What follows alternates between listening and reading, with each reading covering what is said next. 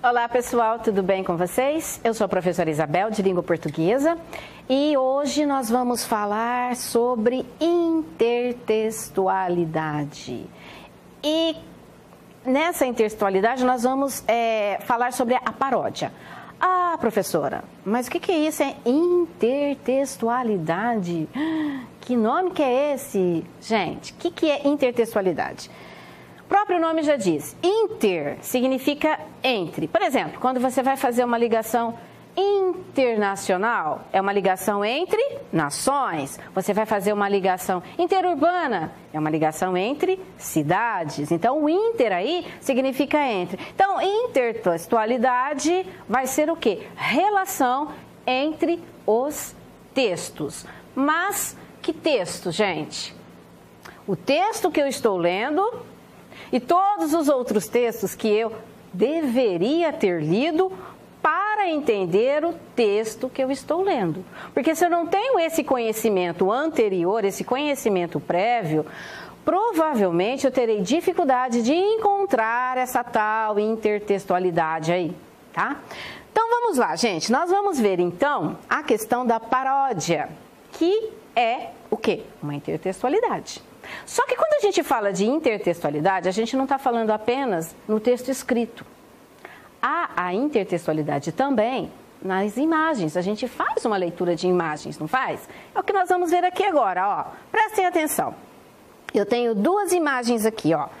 A primeira imagem é o El Pito, a buzina, de Francisco Vilalta, de 2015. Então, observem que é um trabalho, uma pintura recente, nova. E do lado também dele, só que, ó, percebam que tem as mesmas características, olha lá, ó.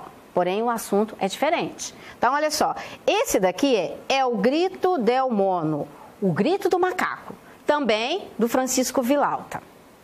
Só que ele faz aqui uma paródia, né? Uma intertextualidade com uma outra imagem que foi feita bem antes, ó, bem antes mesmo, essa daqui, ó. Francisco Vilalta, pintor costarriquenho, baseou-se na famosa obra de Edvard Munch, pintor expressionista norueguês, para criar os quadros El Grito del Mono e o El Pito. Então, O Grito, ó, do Edvard é de 1893. Observem a diferença de tempo que há entre um e outro. Então, esse é o original, que foi criado lá em 1893. Aí, então, veio, né, o Francisco Vilalta e utilizou das características dessa imagem para criar as dele, que é o que nós vamos analisar agora. Observem lá, gente, ó. As imagens deles é bem mais colorida. A do Edvard, ela é mais sombria. Então, vamos ver. Que sentimentos o quadro de Munch exprime? Esse daqui, né, que é o original. O que ele pode exprimir, né? Isso vai depender também, gente, de quem faz a leitura, né? Que nem todo mundo interpreta da mesma forma. Mas os estudos indicam que a interpretação mais correta é essa. Qual? Angústia, olha o jeito que está a pessoa ali, ó. Desespero, medo, terror. A própria imagem já diz isso, né? Ela é bem sombria. Que elementos visuais sugerem esses sentimentos? Olha lá. A figura humana deformada. As linhas curvas que cobrem todo o fundo. Então, a gente observa que a pessoa está de boca aberta, olho arregalado e a mão segurando aqui. Então, é uma expressão de desespero, por algum motivo. E como ela está assim em cima de uma ponte, ó, e a gente pode observar também que atrás tem mais pessoas, ó. Ela está desesperada e a gente já pensa logo, vai pular dessa ponte? Ixi. Que semelhanças podemos observar entre os quadros de Francisco Mungiá e o Grito de Edvard Munch? Agora que nós vamos ver, hein, gente? Então, tem os dois quadros lá do Francisco e que foi feito com base no mais antigo, que é o do Edvard. Como que será, então? Então, as figuras do primeiro plano, lá das duas imagens que nós vimos, é um homem e um macaco. Imitam a figura pintada por Munch. Mungiá não representou a ponte, mas no quadro É o Grito del Mono, o tronco de uma árvore substitui a linha diagonal do parapeito. Então lá a gente observa que tem várias árvores cortadas e tem uma que está cortada também, porém ela está deitada e tem uns passarinhos nela ainda. Nas imitações do Mungiá, a paisagem de fundo é substituída por uma floresta abatida. Em É o Grito del Mono, e por carros em um congestionamento urbano em El Pito. Então, lá no Grito do Macaco, são as árvores derrubadas, então, um desmatamento. Na outra, que é o da buzina, fala daquele monte de carros, né, um congestionamento. Então, aí a gente observa que são os sons, né, o barulho, a poluição sonora. Que sentimentos os quadros de Munguia exprimem? Como podemos interpretar essas pinturas? Então, quais são lá os sentimentos? O quadro É o Grito exprime o espanto e o inconformismo diante do desmatamento. Então, o macaco que aparece naquela imagem, ele está desesperado porque ele vê o quê? A floresta destruída. Então, a destruição da natureza. O tema ecológico está também presente no quadro El Pito, agora focalizando a poluição sonora. Então, lá no outro quadro do El Pito, a gente vê um homem também com aquela expressão desesperada, porém não por conta da floresta igual o macaco, mas sim por toda aquela movimentação, aquele barulho, aquela poluição sonora. Então, ambos retratam o desespero em relação à poluição ambiental e ao desmatamento. Então, agora a gente vai partir para a paródia. O que significa a palavra paródia? A paródia, gente, é a imitação de um texto ou de um estilo com finalidade humorística. Então, aqui vai haver uma intertextualidade. E para que haja essa intertextualidade, é aquilo que eu falei. Eu preciso conhecer os textos anteriores para que eu entenda este que eu estou lendo. E a paródia, ela tem a intenção de quê? Causar humor, o riso. Então, vamos lá. Para que a paródia funcione e produza efeito de humor, é necessário que o leitor conheça e reconheça o texto original, que é aquilo que eu falei, que tem que ter essa intertextualidade. O que é isso? São textos. O texto que eu estou lendo, ele tem que ser relacionado com todos aqueles textos que eu já deveria ter lido para entender aquele. A paródia apropria-se da forma e da linguagem do texto matriz, do texto original, modificando-as. O humor é provocado pela percepção das semelhanças e das diferenças entre esses textos, que é o que eu falei. Eu preciso conhecer o texto para eu ver as semelhanças e as diferenças. E essas semelhanças e essas diferenças é que vão causar o quê? O humor esperado na paródia. Como assim, professora? Não estou conseguindo entender muito bem isso não. Então vamos melhorar isso daí, ó. Eu tenho aqui uma imagem que é o quê? O que nós não tivemos esse ano. Festa junina, olha lá, quadrilha, né? São João, então estamos na igreja. Ali, ó, dança, coreografia de uma festa junina. E eu tenho o texto que foi baseado nessa coreografia junina que chama-se Quadrilha, que é do Carlos Drummond de Andrade. Texto, gente, né? Uma poesia bastante conhecida. Quem não conhece, deveria conhecer, tá? Que é aquilo que eu falei. Todos os textos que nós deveríamos ter lido para que a gente possa entender aquele texto que estamos lendo no momento. Então, vamos ler aí o que diz essa poesia do Carlos Drummond de Andrade, a Quadrilha. E por que ela se chama Quadrilha? João amava Teresa, que amava Raimundo, que amava Maria, que amava Joaquim, que amava Lili, que não amava ninguém. João foi para os Estados Unidos. Teresa para o convento. Raimundo morreu de desastre. Maria ficou para a tia. Joaquim suicidou-se. E Lili casou-se com J. Pinto Fernandes, que não tinha entrado na história. Então, por que esse texto aí chama-se Quadrilha? É porque, gente, ele se baseia na coreografia lá da festa junina. O que acontece quando nas festas juninas as pessoas estão, os pares estão dançando? Tem um momento lá que eles começam a trocar de casais, né?